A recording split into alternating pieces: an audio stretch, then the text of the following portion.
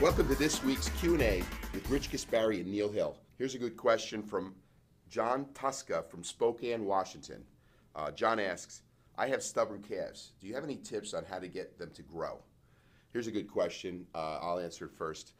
When I first started training, it was funny, you know, guys didn't train calves that much. I went into my first competition and actually didn't have calves.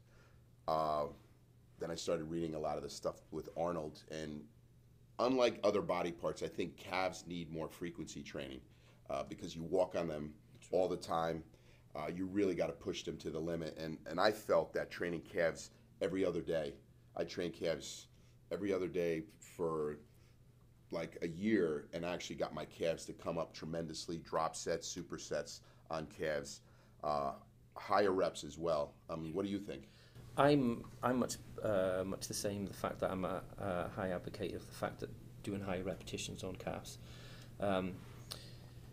If we were to do a typical calf workout, Rich, you know, we might do 10 working sets, and 4 of those working sets would be repetitions anywhere between 8 and 12. The rest would actually be anywhere from 12 to 30 reps, and in some instances, we could even go up to sets of 60, believe it or not. Because there are areas which, as you say, you're walking on them on a daily basis. Mm-hmm. You know, the fibers in those areas are completely different to an area which isn't worked in the same area, in the same like sort your of shoulders, that you have to lift up and lift your arms up. Your back, etc. So they're strong muscle.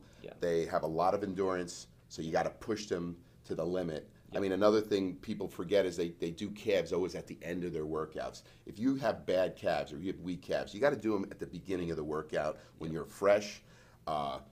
You do it that way, you're going to be able to be at your strongest and fresh to push them. Yeah, and it's mental as well. When you walk into that gym, you're more mentally focused at the beginning of the workout than you are at the end of the workout. Definitely. And if you've got a weak muscle group, it can sometimes be a little bit depressing. So when you come to it, you can quite easily lay off with that intensity. Not really want to train it. Yeah, no, you know. I remember back when I trained with Lee Haney, we'd walk into the gym, first thing, calves.